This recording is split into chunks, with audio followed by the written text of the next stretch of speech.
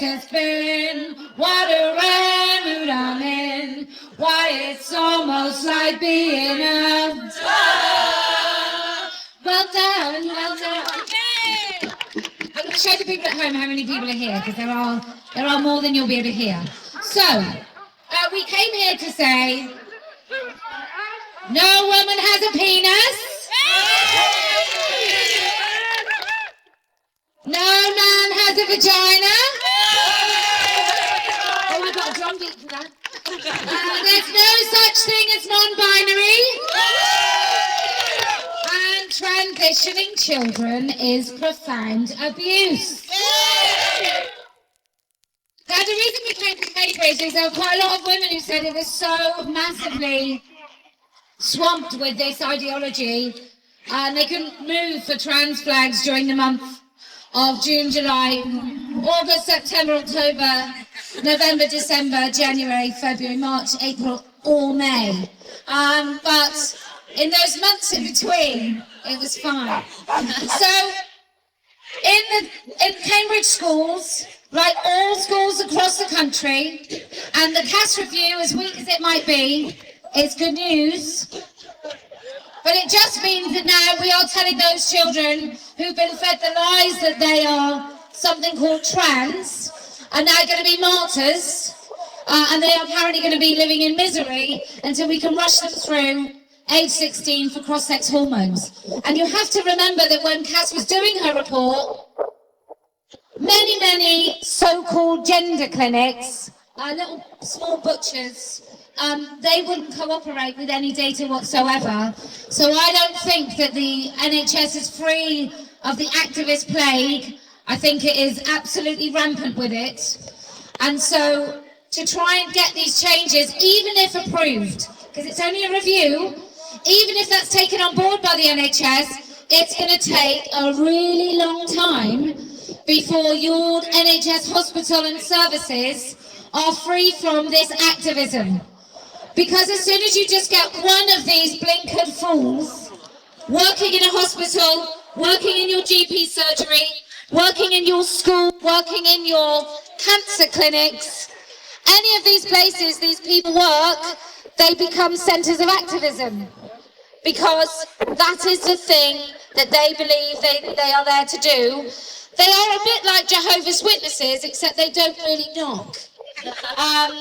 They just turn up and make demands, and they use all language like bigot, supremacist, Nazi, and all these words that so far have really begun to erode people's sense of what the truth is and what they can and cannot say. And so I just want all of you to accept, by coming here today, that you are going to get names being thrown at you.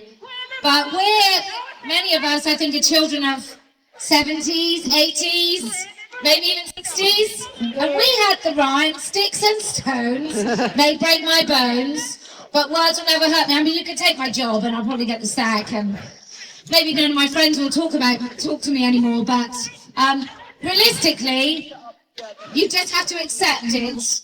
And you have to try not to deny it, because then you get into a serious conversation, and these are not serious accusations. These are not serious people that give up a Saturday to say, oh, there's some women who've got, I don't know, wrinkles on their faces. Oh, they're not like people anymore. So we'd like to come and stop them talking. But for anybody walking past in this beautiful city, your children are being taught at school that they can choose their biological sex. Girls are being taught in schools that they don't really matter. And if a boy says he's a girl, he's allowed to use that female-only space. So I just think you need to have a look. Quiet people talking about issues. Overprivileged morons trying to stop us actually being able to speak. But look, I'm still happy that they're that far away, and I hope anybody that's watching, if you would like to come down, it really is fine. You can come in from the entrance behind us, and at the moment, they look about as serious as their flag, so you're more than welcome. Right, this is Let Women Speak. This is about giving women across the country who maybe can't make it to Hyde Park or just want to make the point here. So sometimes we go and there's absolutely hundreds of women and they come and they have something to say. Sometimes it's not so many. And what we do is we just break that silence and we just break the spell wherever it is. And this might be a little bit of both. So if you'd like to come and speak, just put your hand up or step forward. Yes.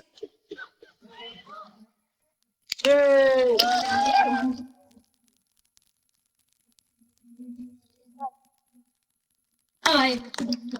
It's only about 2 minutes, I promise. The mob over there is nothing but a relic of a bygone era. Now, not to say that any of the people over there are intellectuals, but Cambridge has a history of men objecting to women within the educational institution. Call that mob! This is a mob.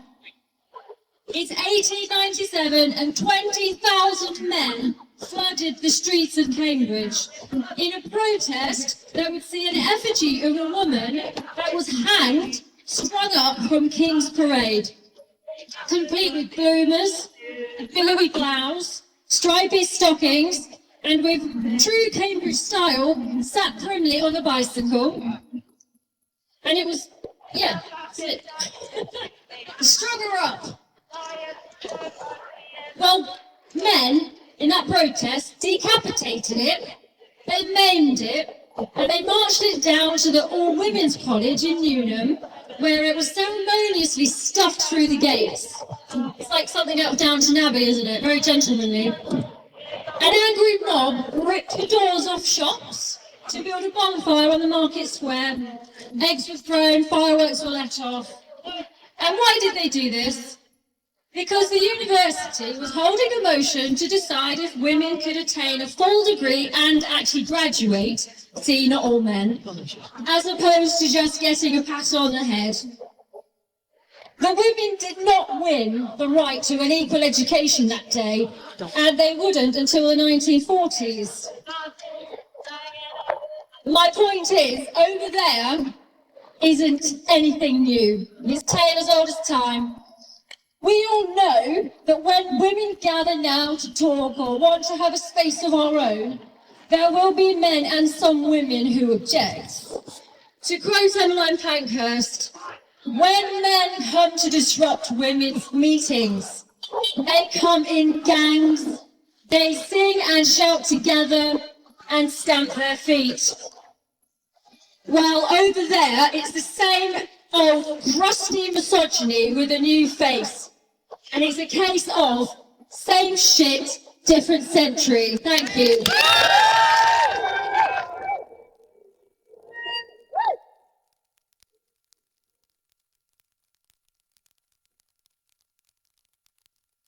Well, I get to hear an eloquent speech from the other side, so I'm glad we started off with one here. If anybody was watching the little live thing I just did on Twitter as I was walking, I was like, look at that man behind. And actually, he came as a parody. So he's wearing bright pink socks up to his knees, and he's like, I want to play against cis women rugby. But he's so indistinguishable, even though he was like a massive character, like mockery of the whole thing. He genuinely just looked like one of them, which was very interesting. But it's weird what's happening with girls. I couldn't sleep last night, and it just struck me, this whole thing of gender dysphoria, which is actually littered through the CAS review, and I just don't think it exists.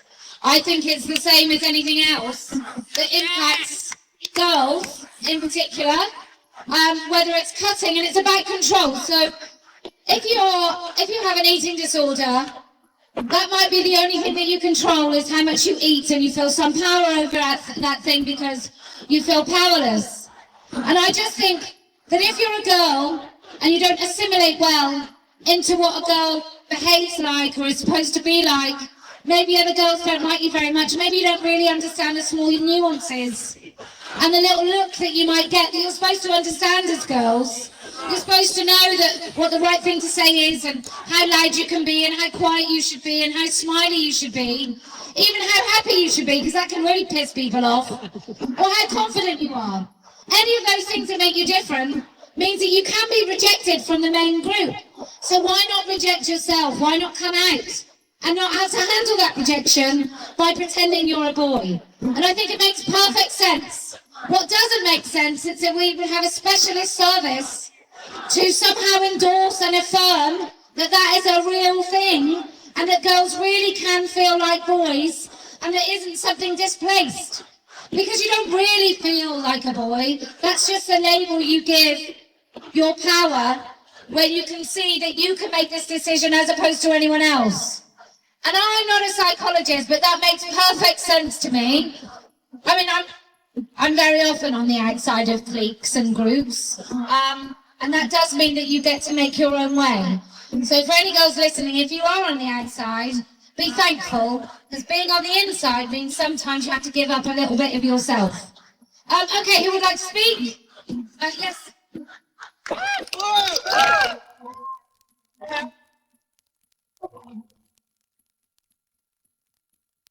Hi, we're gathered here on Parker's Feast, where you've got reality checkpoint just behind you. And this week, what we've seen is a real reality check with the CAS report.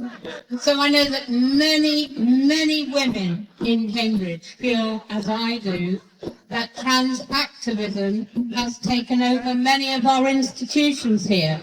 It's certainly taken over the City Council, where they passed a motion back in 2020. And I know that there are many people here who actually quietly or loudly, like me, have actually been very vocal against it. But this week, the CAS report has made the reality of what's been happening in those gender clinics clear to everyone in the country. It's really been quite amusing to see people backpedaling. Ruth Hunt today, for example, and all saying, well, we didn't really mean it. The problem is, we know they did. It's going to be a long fight to get this out of our institutions. But what we all know is that women are up to a fight. And that's all I've got.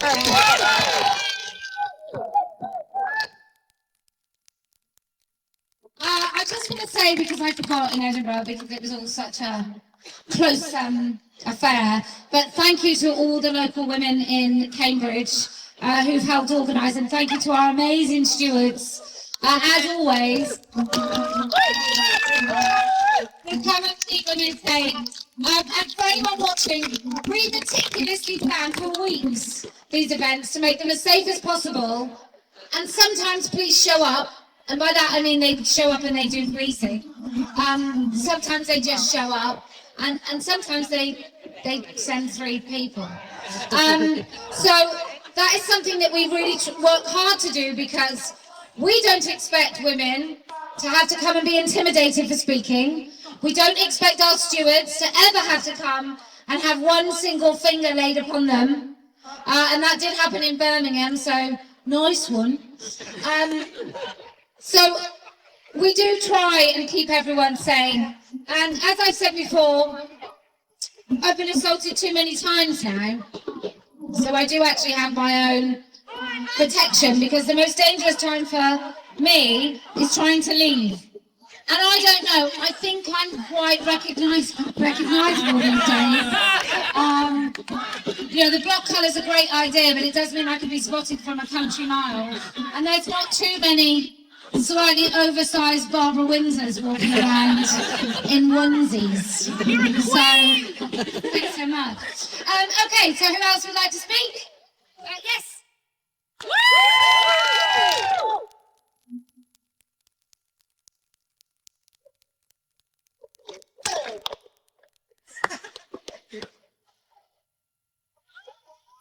Hi, I'm Bev, I'm from Cambridgeshire.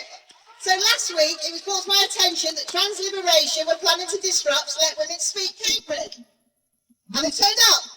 But a line for their post from the Kite Trust indicated approval of the action to silence the women speaking out about safeguarding concerns of vulnerable children. So who are the Kite Trust? Well, they're Cambridgeshire's leading LGBTQ plus organisation. They were originally set up to support lesbian, gay, young people, and their primary aim now is to spread gender ideology, and our institutions are funding them. So let's look at the ways it's done. Firstly, there's the county-funded Trans Toolkit for schools and colleges, and FOI to Cambridgeshire County Council highlighted that the Kite Trust and Brighton and Hove Council were the only two groups consulted for advice. The toolkit is written by the Safeguarding Education team, endorsed by the CEO, disseminated by the council, and points users towards the council PSHE unit, where a named advisor is available to offer support and guidance to schools. The council state the Trans Toolkit is not policy. However, information from the toolkit is evident throughout numerous school policies and practices. In 2023, Camps Women Together wrote to specific members of Cambridgeshire and Peterborough councils and raised concerns about the toolkit. They failed to get a response. You would assume that the safeguarding team would contain specialists who are alert to attempts to subvert or remove the boundaries society has agreed to place around children, and would do everything possible to ensure that they were providing a balanced, well-checked document to schools. You may also assume that once it became clear the advice they were providing could create conflict between groups of children, parents, families and schools, that the team would go back to the drawing board and question the wisdom of the advice. Instead, they appear to have thrown their hands up in the air before writing the misleading, "Children, it's not a safeguarding issue." Despite being published after the interim CAS report, the toolkit disregards all of the evidence-based recommendations made. The interim CAS report clearly asserted that social transition is not a neutral act. The Kite Trust opposed this view. They state social transition is not a precursor to medication, therefore no restrictions should be imposed. The Trust goes so far as suggesting that if necessary, adults collude in keeping social transition secret from parents. How has the county's own safeguarding protocol ended up ceding ground to a lobby group? More recently, the Kite Trust publicly rejected the government's well-received proposal that offered guidance to schools and colleges for gender-questioning children. Local schools have been lobbied extensively and advised that they should reject the guidance and not abide by its recommendations. The Kite Trust promotes and profits from the notorious Rainbow Flag Award scheme. The scheme promotes the idea that it's possible to change sex. They use sex-based stereotypes related to personality, hairstyles and clothing to suggest that a child may be trans. Many schools run weekly LGBTQ plus groups. Some promote external clubs for 13 to 25 years that are run in conjunction with the Kite Trust. My own town disguised the age range of their Pride Youth group though, which is open for those of 14 plus. The difference between a 13 and 25-year-old is vast. One is a school child, the other an adult who may be working.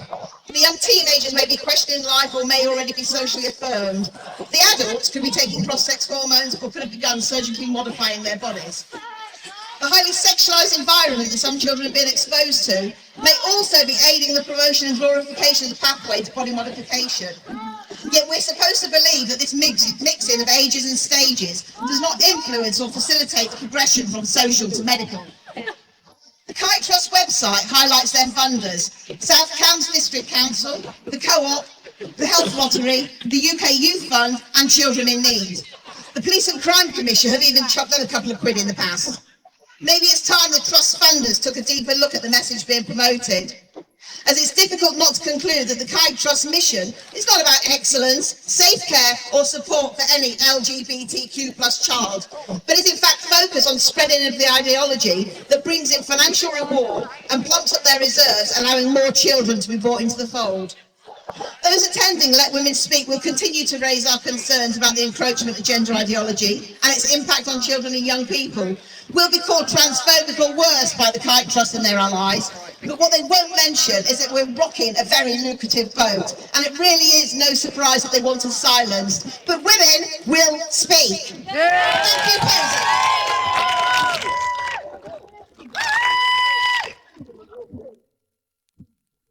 Someone was offering me sweets then. I don't know where they got the idea that I would eat any. Everywhere we go, there are a disproportionate number of LGBT groups. And when I say LGBT, I think we all know we mean T. Because I don't think they had so much funding and there weren't so many. It wasn't quite the cash cow it is these days. There's a lot of money coming into this. In some places we go, each person who identifies as trans, whatever that might mean, but these people that utter this nonsense from their mouths, they're sometimes funded by 4 different groups overlap, just for these one individuals. And I'm sure it will be the same everywhere we go, that there is an absolute industrial kind of link from convincing a child that they are trans, to putting them into these groups at schools, rainbow groups, LGBT groups, groups where girls are told the kind thing to do is to accept that some little girls have penises and to accept these boys into their spaces. And it just follows that if you are invested in any way, shape or form of words like gender dysphoria or trans or non-binary, if there's some way of making money from that, why wouldn't you want kids to identify in that way? Why wouldn't you want to pull them through? I mean, it's a lifetime, right? It's a lifetime of this bonkers affirmation, drugs, surgeries, and the cast review comes, and what we know is that Chelsea and Westminster Hospital plans to do up to 200, and I think I'm not exaggerating, I think it's a lot more than this actually, so I'm being quite conservative. I mean, I get accused of that all the time anyway. But I think I'm being quite conservative with the numbers, but 200, oh hello, just you, Tanya. Hi.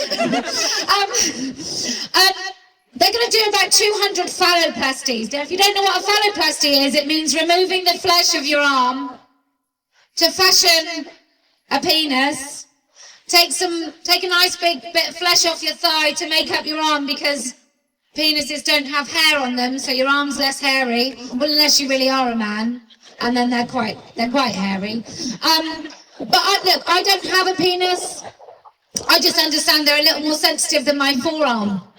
And I think they do a totally different job than my arm. So the NHS is funding this. I mean, I think it would be interesting to see just how much money the NHS has spent. Because when I looked about 5 or 6 years ago, it was about 25 million.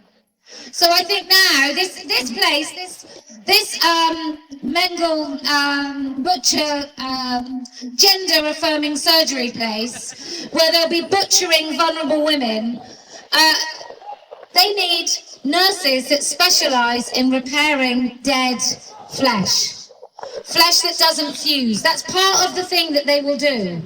And I'm sure they must be sort of putting up some lawsuit protective sort of policies in, because I don't know if you've seen what a phalloplasty looks like, but often they require numerous corrective surgeries to even allow somebody to urinate. They are really dangerous. I mean, who knew that you couldn't actually make proper body parts out of other body parts, apart from all of us? So they knew this, they know that it doesn't work, they know that it doesn't do anything apart from, you know, if mentally you're satisfied with a bit of your body that doesn't work and has no function besides looking like something that it might represent, I'd say that you are insane. And I'd say that probably you are satisfied with that. I've seen a girl after 32 surgeries, including correcting urinating from her anus, just making sure there's no small children around, but urinating from her anus and not being able to actually go to the toilet at all. She stayed in hospital a year for her 32 corrective surgeries, come outside, go into a public restroom, come back in her car and cry with joy that she stood up to have a wee. We have she-wees in this country, and it might be a bit black humour to laugh at that, but if that is your goal, I think you can be helped way before you get to the point of slicing up your body. Way before. Okay, who would like to speak? Yes.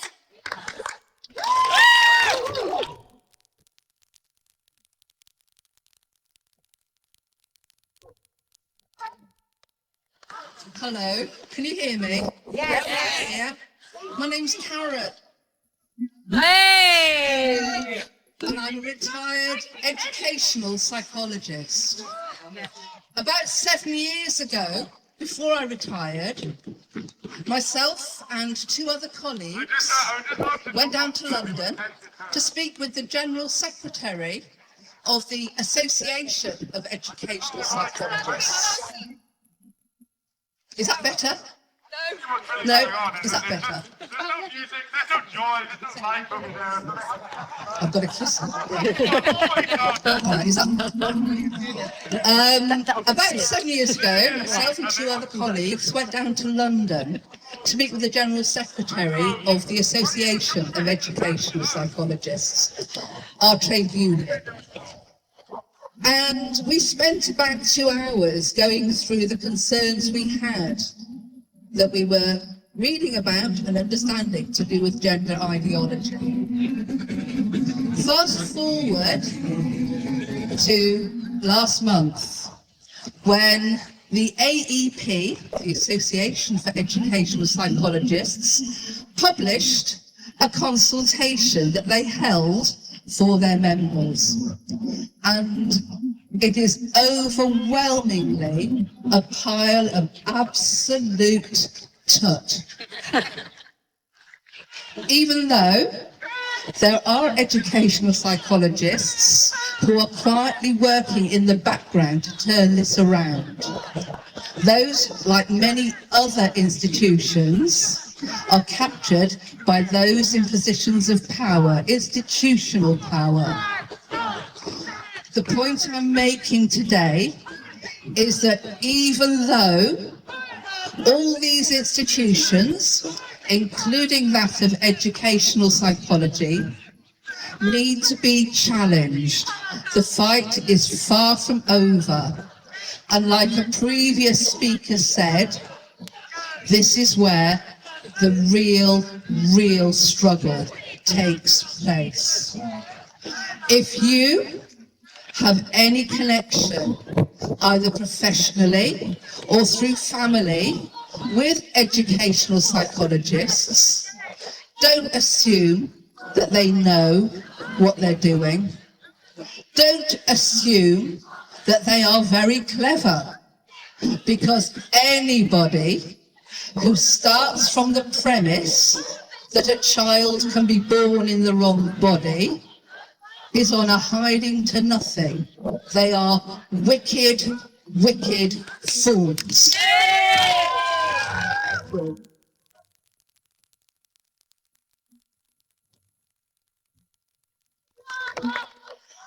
Oh dear. They've got quite good rhythm, the trans activists. They're keeping up with the drumming. Something happened just now where they started really drumming a lot. I don't know what it was. We couldn't see, but it must have been really, really exciting. I wonder what they were doing. They were talking about trans joy. Because nothing says joy like coming out to scream at women who want to speak. I mean, I don't know about you, but if my husband wants to make a really nice evening of us, we just shout at each other, quite angry, over each other, and we call it joy. But they are very, very joyful. I'll tell you what, I've just seen the LWS stewards just walk across. They are women who've had teenagers. That look there, both of them walking across them, that look there was, I've just heard something break in the house. Or that moment that we do is, I don't think men can hear the tone, but women can hear the tone before your children are about to kill each other. You know, that sort of, it's escalating, and then there's, oh Christ, someone's going to get hit. That was that look. Or a children's party look where you know one girl is going to push in. It's that look when you know you're going to have to come and intervene. But it was beautiful. I think that's what makes Let Women Speak so special, is many of us have the don't mess with us look, and we've got it down to a T. Anyway, I could go on, but it's wildly entertaining from here. Okay, who would like to speak?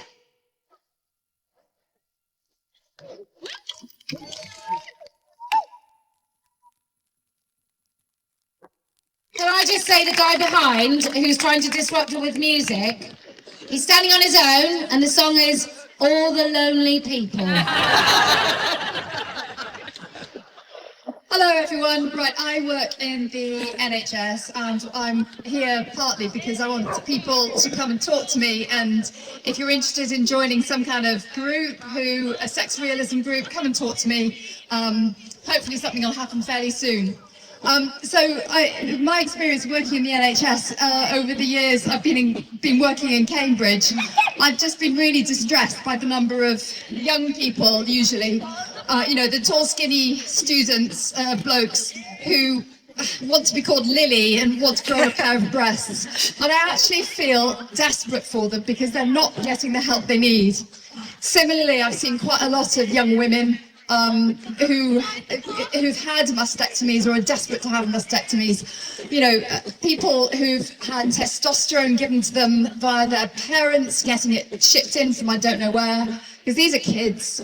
And it's just the appalling waste of human life. These kids who are getting these wrong sex treatments, and this belief that somehow this is going to sort out their pain.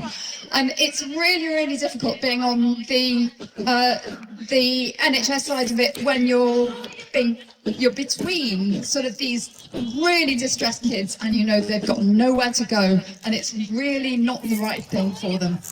So there's some of us who want to do something about it. And please come and talk to me. If you're happy to hand over name and phone number, then I can let you know when something does happen. And particularly with the mastectomies, it's something that's it's very personal, because I've got a family history full of people with breast cancer. And this idea that you can just throw away your breasts and and that's okay.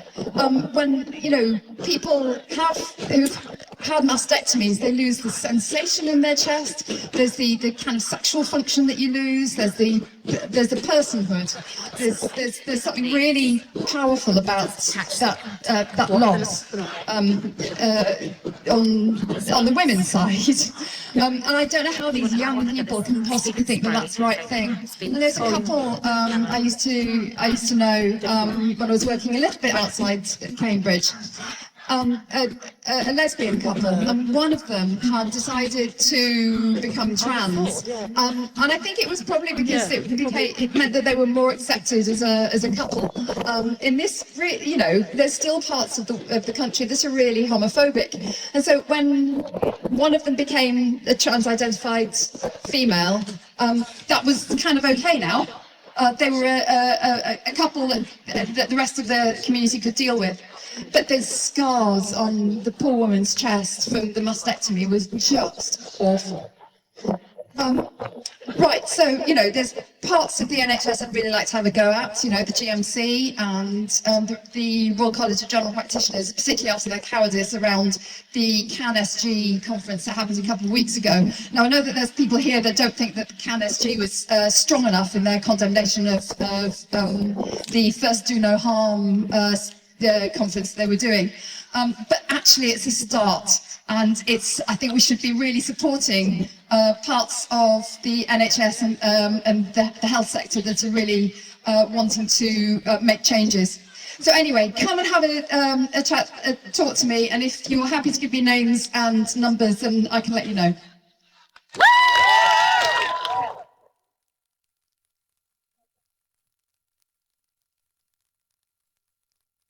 I just want to say on the criticism of that particular event, as an activist, I've got to always be asking for more from people who have known for a really long time what's been going on.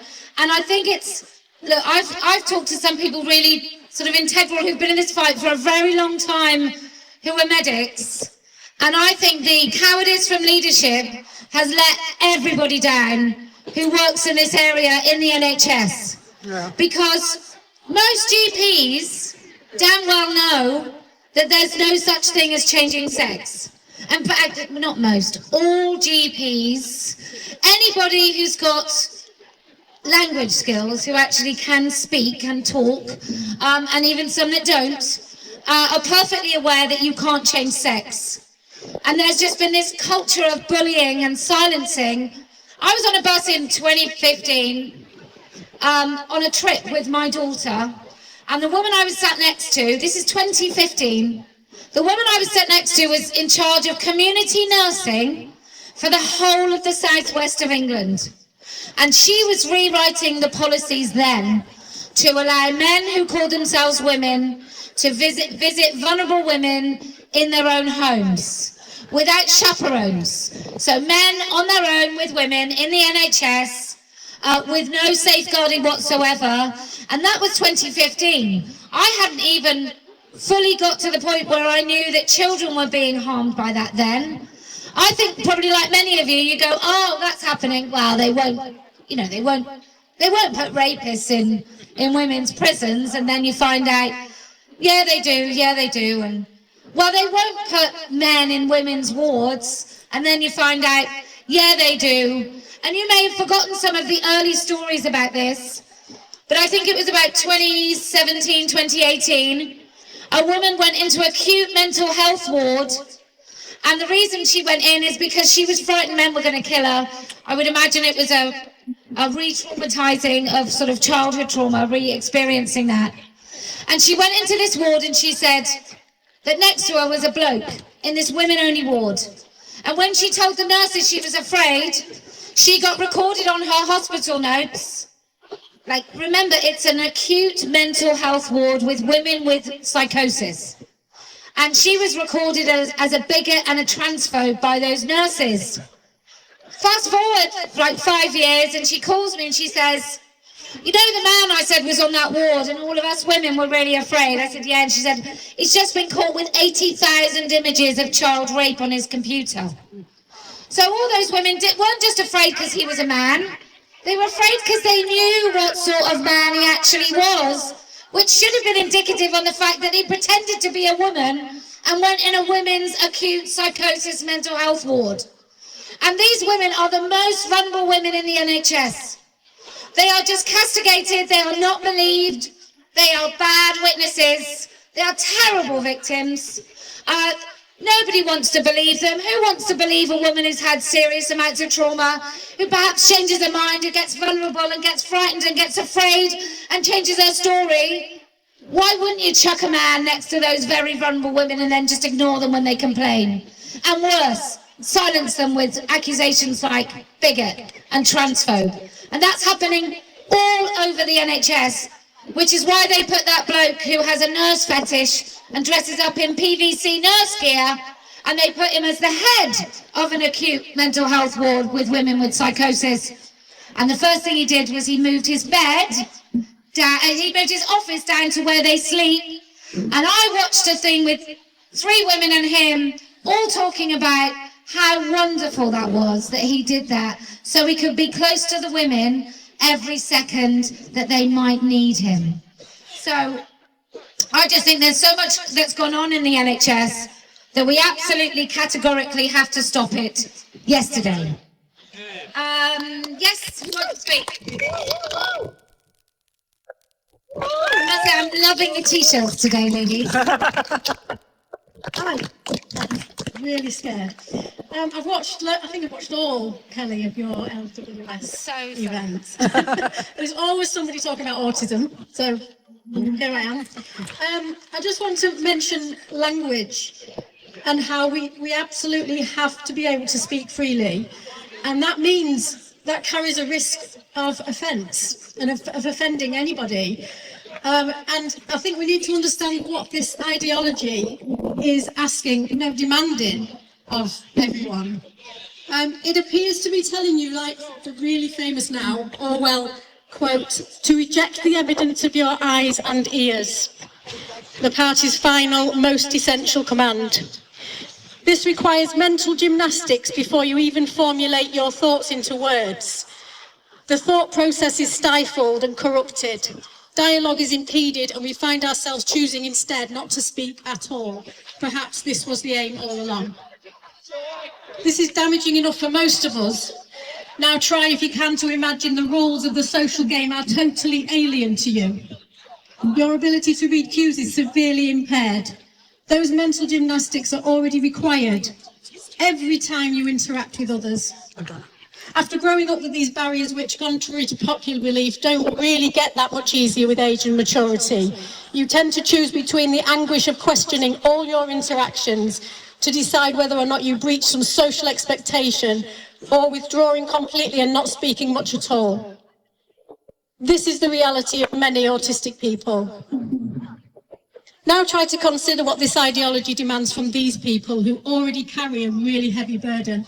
On top of that puzzle of everyday social engagement, they have the added requirement of rejecting the evidence of their eyes and ears in order to be approved.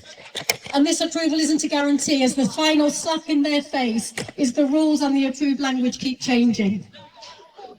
The result, by and large, will be that we effectively silence and marginalise the autistic population, a group that are already very much forgotten, sidelined and diminished. Tolerance means accepting that you might have to tolerate being offended.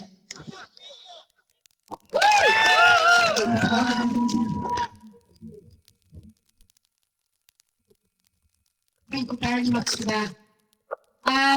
If you were nervous, it didn't show. You did really well, so thanks so much. Who else would like to speak? Yes.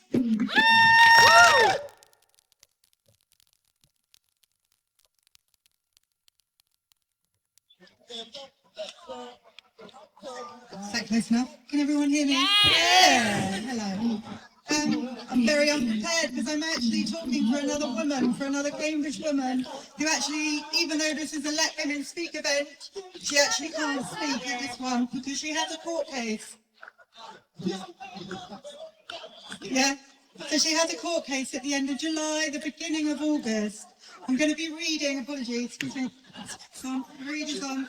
So she is a social worker, she is a lesbian, she believes that sex is real and that sex matters. She believes that a woman who is exclusively and sexually attracted to another woman is a lesbian and that men cannot be lesbian. She voiced it in her workplace, and there have been complaints made against her. She was subjected to a group complaint by her colleagues, which was followed by a disciplinary process, which resulted in a formal management action. The whole process was incredibly stressful for her, and she was left feeling humiliated, she was left feeling alone. This is a woman who has devoted her life to helping other people. It left her with a feeling that her colleagues and that her employer regarded her as a bigot and that she could only be tolerated in the workplace if she changed her beliefs. This kind of silencing and bullying in our workplaces, in our families, in our schools has to end.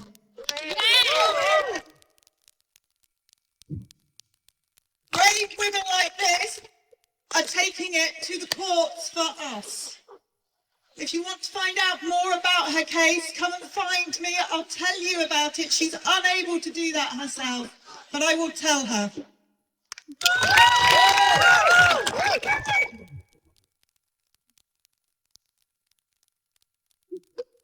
It's everywhere, this bullying with management speak. I think it comes from overpaying people in HR, who then have to justify it. By the way, if you're looking at your local councils, just have a look and see how many people are employed to uphold policies about diversity and inclusion, and then find out what policies they have about anything other than trans.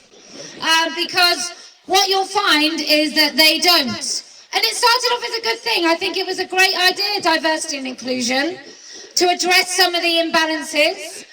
Of course we want people with disabilities to be able to access a full and healthy life with jobs that they adore and can do. And so it's great. What a great idea. It's not about that anymore. It's a bit like trains covered in trans and pride colours. They still don't have platforms that people in wheelchairs can actually access. I follow a few disability rights activists, which I'm terribly ashamed to say have been totally co-opted by this LGBT idea of inclusion, and it does make me wonder what they think is happening, where they go and they're for the 15th time this year, they've meticulously planned their journeys. They've made sure every single station has got a ramp waiting and some staff waiting, and then you see them online complaining that somebody didn't turn up. So their sort of long, convoluted journey that should take us able-bodied people about 45 minutes can take 2.5 hours, and they still get totally let down by that system. And then... Your mum's on top!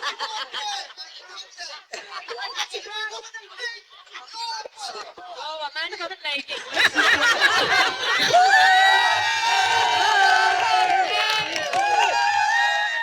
I don't think his voice is broken yet. I couldn't really hear him. I think he said, "Woman in pink, I want to," and then I just... I think he said, "I love you, you're amazing." That reminds me, we should fund NHS dentists. Anyway, so I'm reminded that sometimes you see these people and they might still have a pride flag or colours in their bio, but then they're talking about not being able to get on a train because somebody's let them down as part of the journey. So diversity and inclusion doesn't really mean that anymore. It means a really easy way of pretending that you're doing something nice whilst doing absolutely nothing whatsoever. And that's, I think, why these people in councils are wasting about £40,000 to £45,000 of your council tax on a yearly basis. And often there's about 3 at the council, and they're not doing the job to the women, which reminds me, Party of Women they're all up north actually. We have 5 candidates who are able to make it for the next election by the skin of our teeth. And these are going to be the first because many of the women who put themselves forward, their council elections aren't until next year. And so we'll hopefully have another crop by then. But this is just the first kind of little group of women that are solely, their sole purpose is to change the conversations in councils from ones that don't consider women's safety or child safeguarding at all to ones where those questions are raised and those issues are discussed. Because if you have a look at any of these council meetings, they just pretend that women don't exist when they go through their policies. And I'm hoping that we can start raising the issue of sex discrimination when it comes to policies that come in place that impact indirectly and directly impact women. Because I think that's how we should fight this. We should use the Equality Act, which is, in my mind, not fit for purpose, but we should use it while we've got it. And we should really test, in the balance of rights, according to the Equality Act, who wins. Because at the moment, it seems to be men in dresses over women in comfortable trousers. So, anyway, who would like to speak? Come.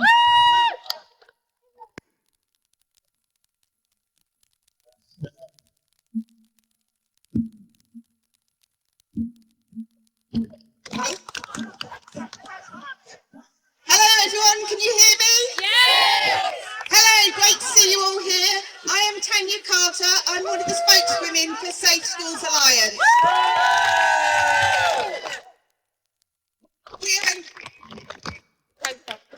We are a national organisation. We've been campaigning since 2019 to uphold safeguarding in schools. We are parents, teachers, governors and other health and education professionals concerned about safeguarding and how it's being systematically undermined in this country. Lately, we've had a lot of questions about, well, what can we do?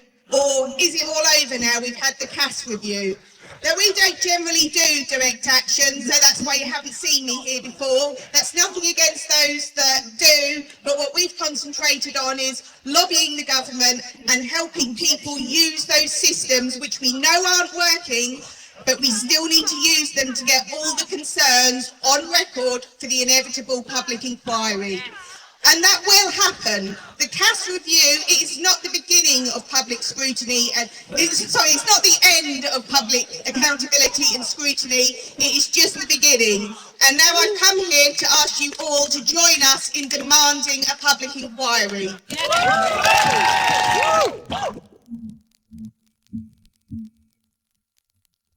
Write to your MP. Ask them for a public inquiry. We really need to get to the bottom of what has gone on in education that has contributed to the appalling things we've seen in the CAS review.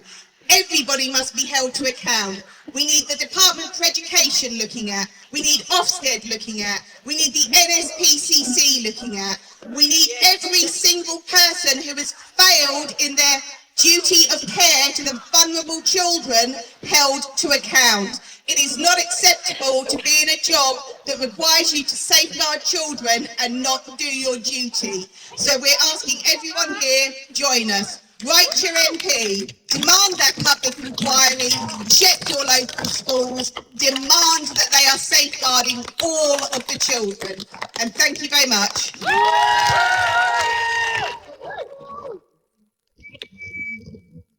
For those of you that don't follow my YouTube, I recently went into a school and I watched two safeguarding leads lie to a parent's face. I mean, like not a little lie either, big fat lies. Lies like, oh no, that book's not about gender identity, no, we're not teaching any of this trans stuff in school. And then the parent said, but that's the point of the book. It's about a crayon. I can't be bothered. It's such a convoluted, stupid idea. But essentially, it's about one crayon thinks it's a boy, but it's the colour of the crayon is a girl, and she wants to, whatever. And it's all about stereotypes and what boys should like and girls should like. And then the safeguarding lead said, I know some schools might use it like that. So I said, well, who recommended the book? Where'd you get the book? No Outsiders. So the No Outsiders little grooming scam, when you walk into a No Outsiders school, and they're very proud of this because I can only get to the point that a lot of people go into teaching in these sort of schools and they're cowards and they're stupid. And I know that's not very nice and we should all support our teachers, but a lot of these young teachers, this is what happens, this is what's happened in these schools. For the last 5 to 7 years, maybe 10 years, education training, so universities have been training and grooming teachers. And then those activist teachers go into schools and they get employed because, frankly, we don't fund our education system enough. So it's better to get a cheap, naive, activist teacher than keep an experienced teacher who, let's face it, in these days is probably completely jaded, overworked, and really fed up with the education system anyway. So they're quite happy to leave. And I think we're finding that, like, the police, for example, police officer gets trained, they might stay in the police force for about 7 years. So we really are losing, in all our public services, our more experienced, resilient colleagues. They're just leaving the professions. So these activists then go into schools and then they groom the children. And then they get in, and then the older teachers, often women, they don't seem to be able to stand their ground. They seem to just give up, like completely wet lettuces. These teachers come in, they say, hey, we should have this in. And they go, oh yeah, I don't really understand that. Yeah, let's just get them in. Let's just get them in. And then parents don't know what they're doing because no one tells us. And then the occasional parent sticks their head above the parapet and they are treated like a troublemaker. And you're a little bit worried, do I go in and say something? Or is that teacher then going to be a little bit more pissed off with my child? So I went into my own kids' school and they said, we don't really know the terminology. And I said, well, don't use it. If you don't know what it means, don't use it. And then they said, so we're bringing in gendered intelligence. And this is what I said, I want you all women just to practice. Oh, no, you're not. No, you won't be doing that. And she said, what? And I said, well, like you do with your own children, because I said so, is quite a good one. But then I just told her a little bit about the organisation. And I said that if you do that, then I will see fit to make sure every single parent understands what you're teaching. And here at Let Women Speak, what we're doing with our locals is producing a leaflet to go and leaflet outside of schools. Because no one wants you to do that. I don't mean go and harass some like 5-year-olds. I mean wait until drop-off is done and get their mums on the way out. And I say mums because I'm moderately sexist and I appreciate that it's mostly women that drop off their kids. And also just before pick-up when women are congregating in the playground ready for the school gates to open to pick up their children. I'm talking about putting leaflets on cars. And let's start to shame the schools that promote this ideology so it becomes an embarrassment and a big fat headache to do so. But know this, that teachers see parents as contemptuous. They think that you're a big pain in the arse who doesn't really know how to raise children like they do. And that's because they've been told this. This is not ideas that they've come up with all on their own. They've been educated and groomed at their universities to think this is true. And I think as a society, we've been groomed to think that parents are often quite dangerous.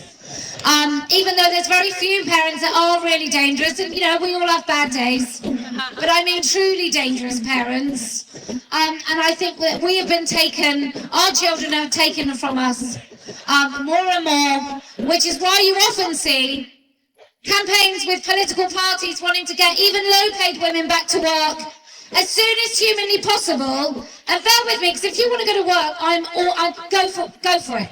If you're happier at work than looking after your children, then that sounds terrible. I don't mean it. There's no judgment. If you'd rather go to work than stay home all day, then that's entirely up to you. And some people will have jobs that they adore, that it's absolutely imperative that after about 6 months or a year they go back. But that is not the case for most women. Most women want to stay at home. And at the moment there is this push to sort of say that you're only valuable if you actually put your child, if you pay another woman a low-paid wage to go and earn your own low-paid wage in a job that you don't even like.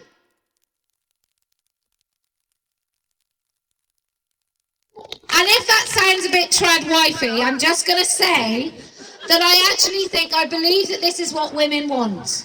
It's not about returning to work as soon as humanly possible, and it's not about, you know, children don't need, we are now almost being led to believe that children need to be away from you and in nursery formal education at the age of like 3. And that's just not the case. My mother always worked. She sort of did cleaning beginning and end of day, and then my grandmother looked after me, so I was very lucky.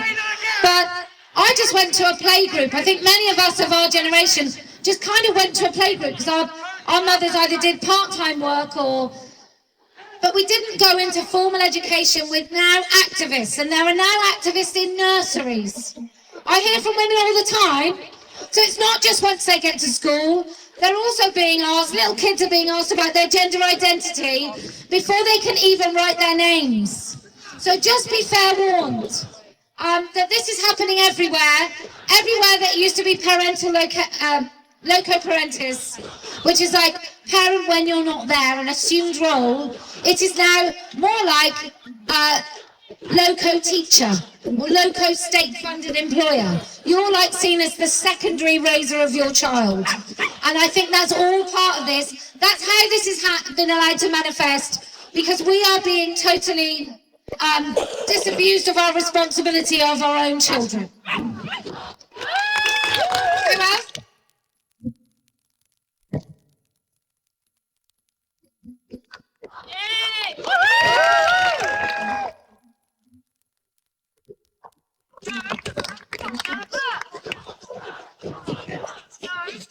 Okay, yeah. I wasn't going to speak today because there are so many other people who can say things so much better. However, in the light of the fantastic police presence here today, I thought I would just share with you a letter I wrote to Darryl Preston, who is standing for PCC in Cambridgeshire. I also copied it to the other two. He's a Tory. I copied it to the Labour and to the Lib Dem. I can't remember their names, but it hardly matters. Here's what I wrote. Dear Mr. Preston, I'm sure you are aware of the Let Women Speak event, which will be taking place this coming Saturday on Parker's Piece. These events have been held all over the country and abroad for some time now. Each time women meet in public to express support for single-sex spaces or hold conferences to explore feminist issues, there are those who come to protest. These protesters have been getting more and more violent and more bold at each event. Yes. As a minimum, they carry messages with placards with violent and obscene, often badly spelled, messages such as decapitate TERFs and dykes love trans dick. Women have been physically attacked or chased. Women have been physically attacked or chased down the street by aggressive men. The police, in response, in almost all cases, have been to kettle the women and let the protesters drown out the speeches with sound systems, whistles and drums. These protesters, and I'm going to say bloody protesters, are allowed to control the event. The local trans rights activists in Cambridge have been openly advertising their intentions to disrupt Saturday's events and openly, brazenly threaten violence. You and all other candidates in this year's PCC election promise to reduce violence against women and girls. Will you come good on this promise? Please, can I have an assurance that Cambridgeshire Police will robustly protect the almost all-female attendees against the almost all-male protesters? And I see they sent 3 PCOs. I got a response which basically said, well, we don't get involved in operations. We just get paid 73 grand a year. That's mine. That's it. But we're having PCC elections all over the country in the next few months. Make sure you ask your PCC candidates what they intend to do about children like that who want to stop grown-ups like us just meeting. Thanks.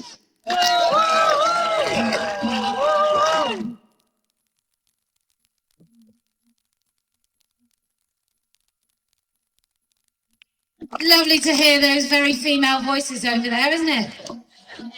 What do we do when women speak? Well, we come out and try and intimidate them with violence. I think it's not very, apparently I'm a wanker. Well, some of us still got the equipment, boys.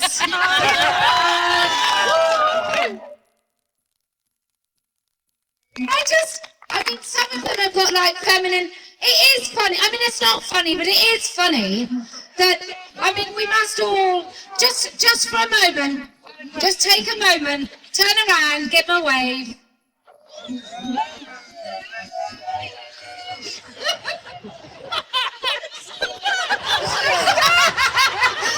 So for those people watching, we just turned around and waved, and they were just a little bit silent about what they're doing.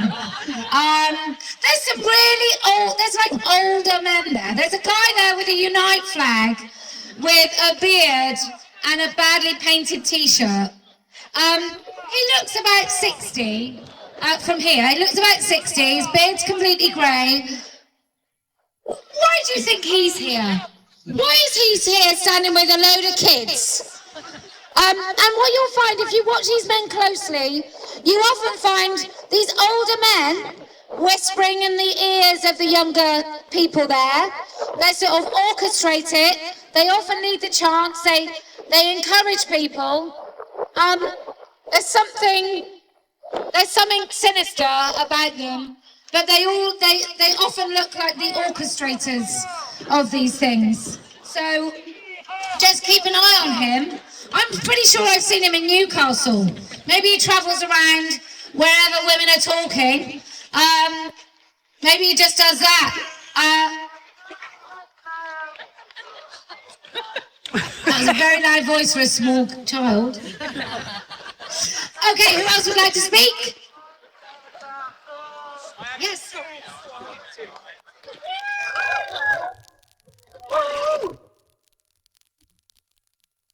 Hello, can you hear me?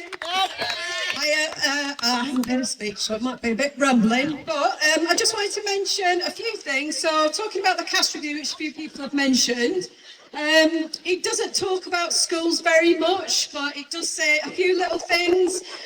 It makes really clear that parents should be actively involved in decision making and that social transitioning is an active intervention, so it's gone further than the interim report, which may have significant effects on a young person's psychological functioning and longer term outcomes. And the report describes the need for clinical involvement in the decision making process on social transitioning and adds, this is not a role that can be taken by staff without appropriate clinical training.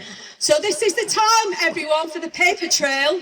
Okay, hold your local schools to account. Those schools that are trying to trans your kids, I'm looking at you, Philip around Colchester, let's name and shame, phoning up parents, trying to persuade them to change their kids' pronouns and their names in the register. If one parent says no, you try the next parent. That's the safeguarding lead. Write to them, ask them what their policy is on social transition. Ask them what consultation they've done with parents. Ask them what consultation they've done with students.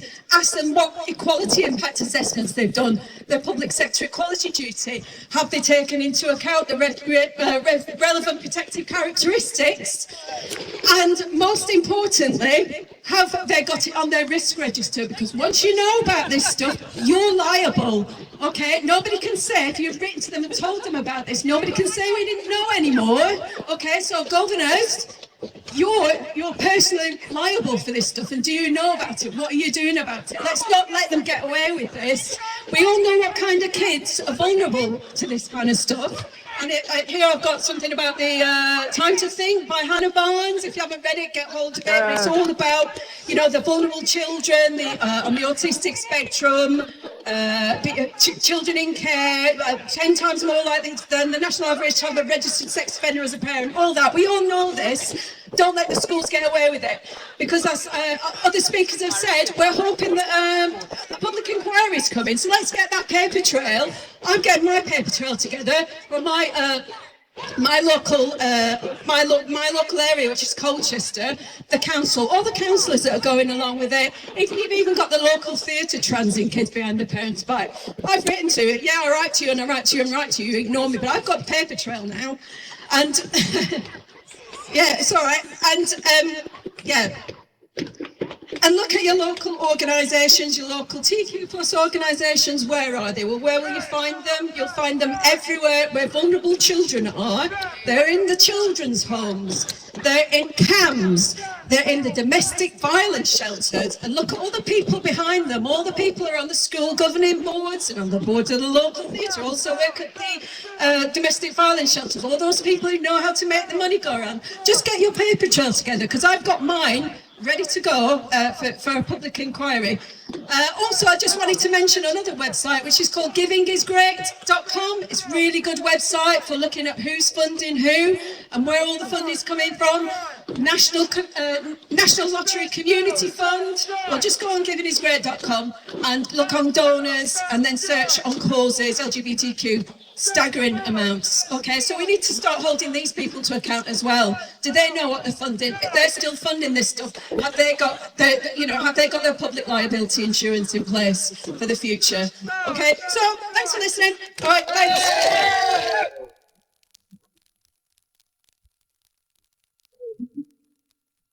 What's it called, Go? What? What's it called, that website? Oh, givingisgreat.org, not .com. Givingisgreat.org. So everybody at home, givingisgreat.org. Some of the I hate to talk about the trans activists, but it is funny. There's a poster down there. They look like they've spent ages on it, but the lettering's too small. I can't read any of it. Like they've drawn a big sort of tunnel. I think it's something about vision and themselves. But yeah, there's some great. Go and have a look at the gallery. It's a bit like a circus. Go and read some of the signs, but the writing's very small. So sorry, chaps. Okay, who else would like to speak? Yes. Oh.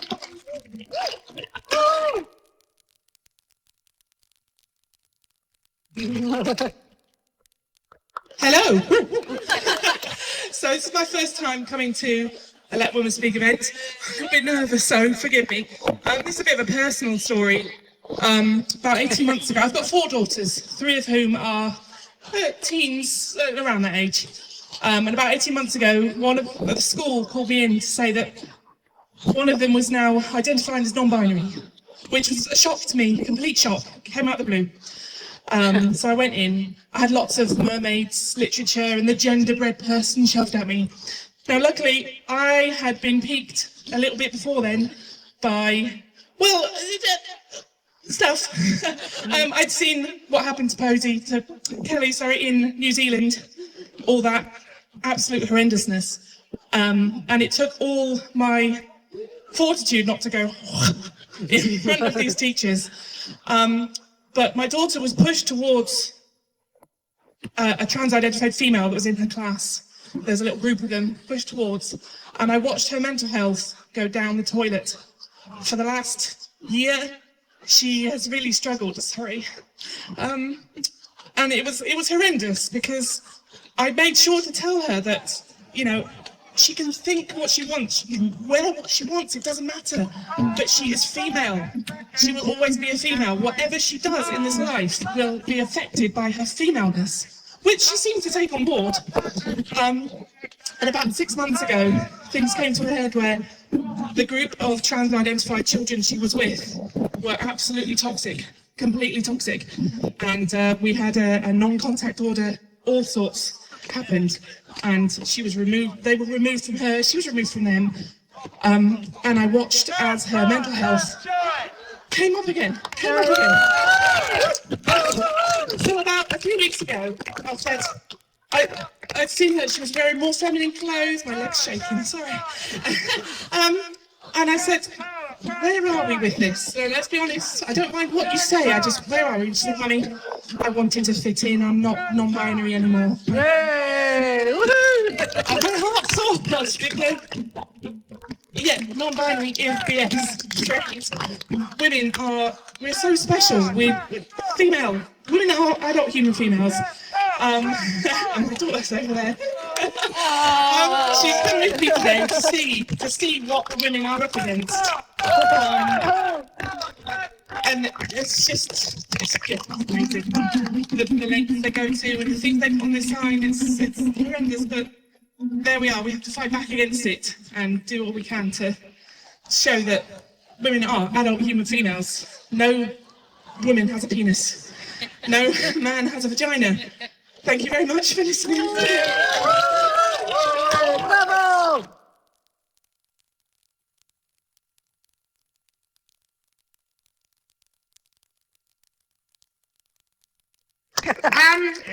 So I guess we ought to thank the trans activist mob in New Zealand for coming out that day, because that did make it global news.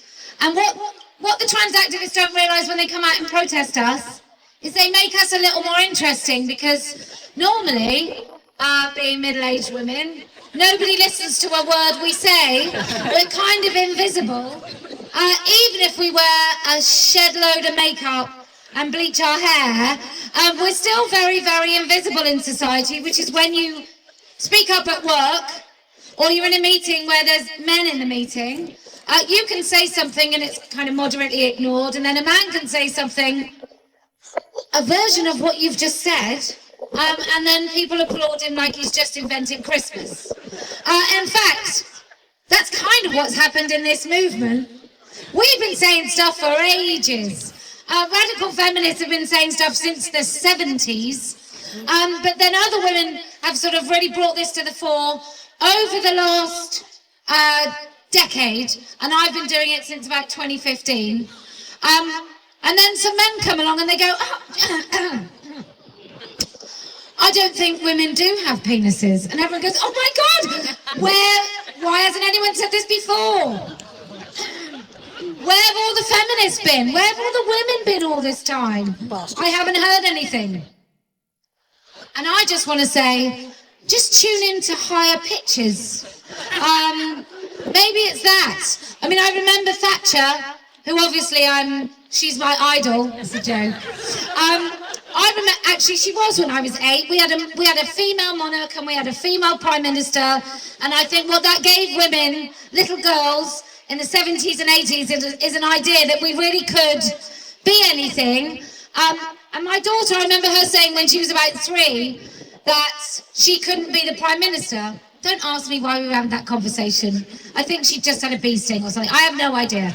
But we were having this conversation about something, and she said she couldn't be the prime minister because she's not a boy.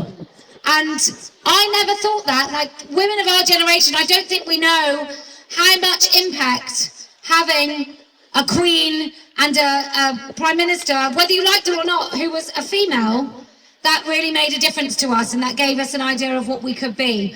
Maybe, just maybe, if the famous lesbians on the television like Sandy Toksvig, Sue Perkins, and other women who should be amazing role models that you can achieve and be funny and charismatic and actually not have to be heterosexual.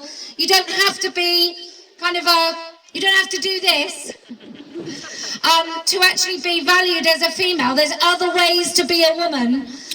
If they weren't so dick pandering, they would be amazing role models for young lesbians. You kind of wonder who they're... I was trying to think about this the other day. Who is there who's both making a fortune, is a lesbian, and hasn't surrendered to the cult? I don't think there is anyone, but... so if you're looking for who? Oh, Martina. Yeah, but she's a talented woman. She's not just on the telly. So Martina, you. Although I think she did say about that guy that was pretended to be a woman, that she did support him, didn't she? But she's great now, so that's fine. Okay, who else would like to speak? Any trans activist? Yes. This woman is not a trans activist. She put her hand up before.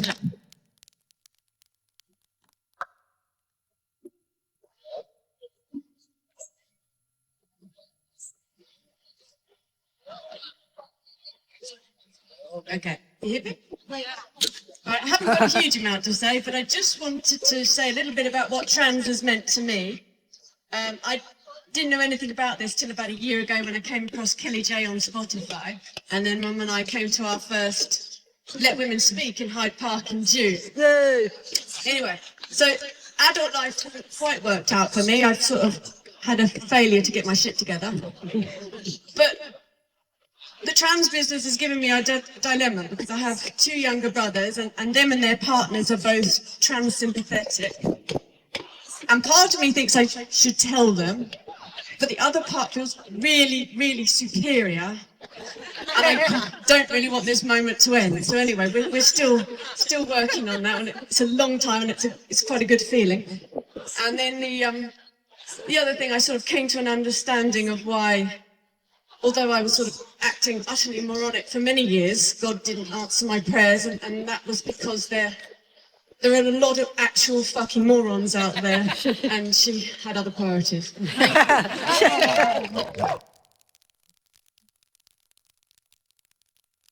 What a great hat. You can get, if you want to support what we do, by the way, please like, share and subscribe, people who are listening. It costs far too much money to actually come and do these events, because we have to have security, we have to have travel. And if you can support what we do, we want you to join us and wear beautiful items. But it just takes more money than you imagine just because I have to have security. And so if you can, go to letwomenspeak.org. There are many ways. Dangerous ribbons.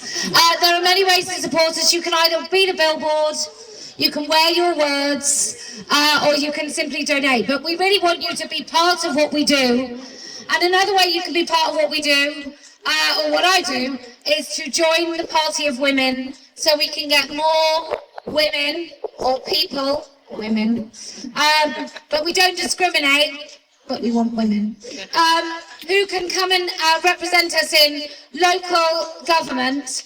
PCCs, to run for a PCC, and their elections are this year, it costs £5,000. For an MP, it just costs 500. And I want every single person, if you're brave enough to come here, you're surely brave enough to put your name on a bit of, ballot paper, and represent. And it might not be that you get picked, but the beautiful thing is, we will disrupt, and we will change conversations that exclude us into ones that can't ignore us. And that is the point of Party of Women. And people have said, what are your other policies? Do we need other policies besides we know the truth and we're not afraid to speak it? Because I don't think so. And then someone said, yeah, but what if they say about funding in the NHS? And I said, well, if you reduce the number of days that a woman spends in hospital by making her stay stress-free, by making sure she's in a female-only environment, she'll leave the hospital sooner. And then you save the NHS some money. If you stop paying out to nonsensical surgeries, you save the NHS money. If we stop the mutilation of children, you save the NHS money. If you make a woman's environment less vulnerable when she gets home, and you can insist her intimate carer who comes to see her, I am on fire.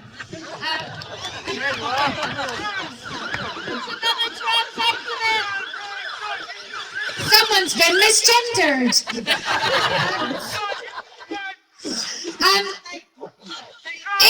If a woman can leave hospital and not block a bed because there is a safe place for her to go next, we'll save the care system and the NHS money. I want every woman to understand that we are enough of an issue. Our lives are enough of an issue. Everywhere we want to be safe, with dignity, that's a good enough issue for you to defend it as vociferously as you would if it was one of your children. And I think if we can start doing that, we, women, are enough, then we will solve this issue just a little bit quicker. And if we've been thinking that for the last decade, it may never have happened in the first place. Okay, there was someone else that was going to speak. Charlotte?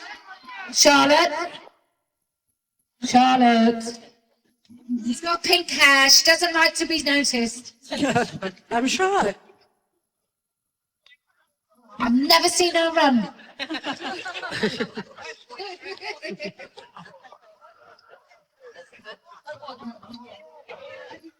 We're not critical family! We are your fucking families! We're not critical family!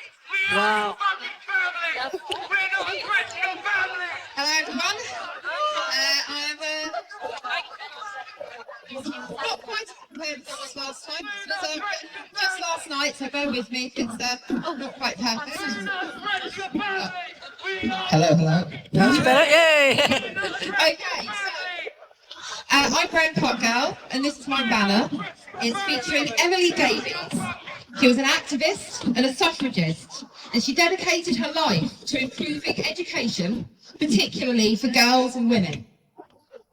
And in 1869, she founded Girton College, Cambridge, and the first to provide a university education to women on the same footing as men. But here in this learned city, where women fought for equal opportunity to expand their minds, there are today women living in fear. The culture within universities has become corrupted, so that freedom of thought and robust academic practices are replaced with ideology and groupthink. We've witnessed the silencing of professors who challenge the prevailing narrative. Cases like Catherine Stock, where noisy and aggressive student activists, case in point, use intimidation tactics to try to silence them. It would be easy to assume that all students are just as hopelessly indoctrinated as our friends across the park over there. But Let Women Speak has been to many university towns, and every time we discover students who do not believe the gender nonsense. They are so grateful to see us, because they thought they were alone in the knowledge that women don't have penises. Yay! They're not alone. There are countless others like them, horrified at the lack of academic freedom, but simply too scared to speak up. They feel the difficulty of swimming against the tide when they are still relatively young and inexperienced themselves. The tragic irony is that the place where they have come to learn and expand their minds is actually stifling them instead. But it's an even bigger danger to society at large. For once we realise that we cannot trust the experts, progress halts. To move forward, society follows in the footsteps of those who came before us. We learn what they learned without having to blaze a trail, so we might move further along the path than they did. But when we cannot trust the trail they have left, we must each rebeat it for ourselves. And we cannot advance as a society. And so we stagnate and regress. Many of you here know this feeling well. We have had to sacrifice time on our own careers, interests and relationships so that we could step in where our institutions have failed. We have had to read countless scientific documents, learn statistical analysis, become researchers, archivists and orators, so that we can demonstrate the truth that we all knew all along, that humans cannot change sex. That gender is just harmful, sexist stereotypes.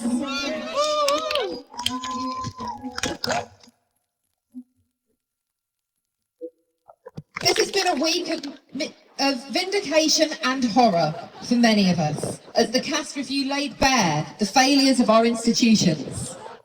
The TERFs were right! Yay! But we have a long way to go yet. So keep asking questions. Keep doing your homework, because the next test is just around the corner.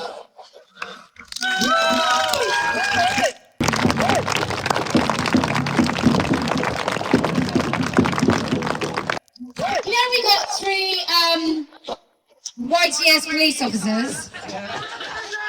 They're literally, there's police escorting football fans through the park to protect those arseholes over there. Now, why is that? There have been claims recently that we don't do enough with the police. We really do work very hard to ensure that we have good relationships with the police. We're often given a liaison officer. And what happened in Edinburgh and what happened in other places is police just don't give a shit about women. They see us as the aggressors. They're dehumanising language. And look, there's police training which encourages people to boo when my name is read out. So this goes on like professional, I say professional, in police training, this goes on that they are encouraged to see people like myself as aggressors and all of you turfy women as troublemakers. You know, because it's been such a troublesome event today. And those people over there, they see as victims. You know, Jimmy, 54, knee-high socks, his mum's pants, or usually his wife's knickers, or in Caitlyn Jenner's case, his daughter's underwear. They see those men as vulnerable. You know, they talk about this most vulnerable minority. Do we think a man who has basked in the free labour of his wife and has his kids, and when his daughter goes through puberty, he thinks, oh, do you know, after all this porn, all I want to do is dress like my daughter. And I can't keep it in anymore. So I'm going to start wearing skin-tight dresses that show my inadequate bulge, and I'm going to wear that out in public because I'm so vulnerable. I mean, that doesn't say vulnerable to me. Vulnerable says to me, stay at home, don't go out, stay silent at work, don't speak up. Like, hold your breath when there's a man in your space because you just feel too afraid of what he's going to do. And for my good friend Peter in America, I've done karate. And still I don't feel that I could defend myself against an 18-stone man who wanted to do harm. Or even a 9-stone man who wanted to do harm. Because they are infinitely stronger than us. And they can overpower us. Even if they do get the girls to bang the drums, like over there. If you want any further explanation of biological sex, just look around and see who does the work in the old trans activist crowd. And you'll find the men standing still. And the women, even sometimes with strangulated testosterone-fueled voices, are doing a lot of the shouting, and when they're not, it's the men going, trans women are vulnerable. We're so vulnerable. But anyway, let's remind you, the opposite protest is sponsored by Bright Creepy Predators. That's an RCP flag, I think that's what it means. The Communist Party, Palestine, Unite Union, and then I think it must be the Illiterate Society have come out with some handmade protest banners.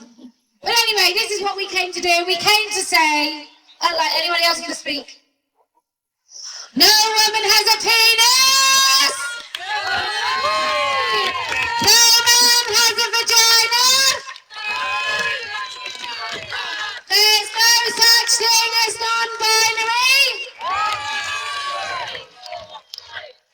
And transitioning children is profound abuse!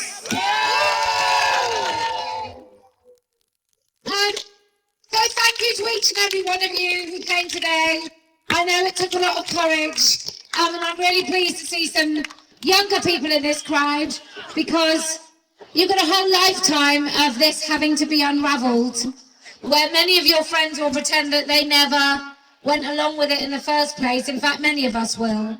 So, if you can continue to stand with courage, even when you are genuinely afraid, then I promise we will win. If you can come out, speak up, maybe do tell your younger brothers that they're idiots, then I promise we will win. And do you know why else we're going to win? Why? Because I never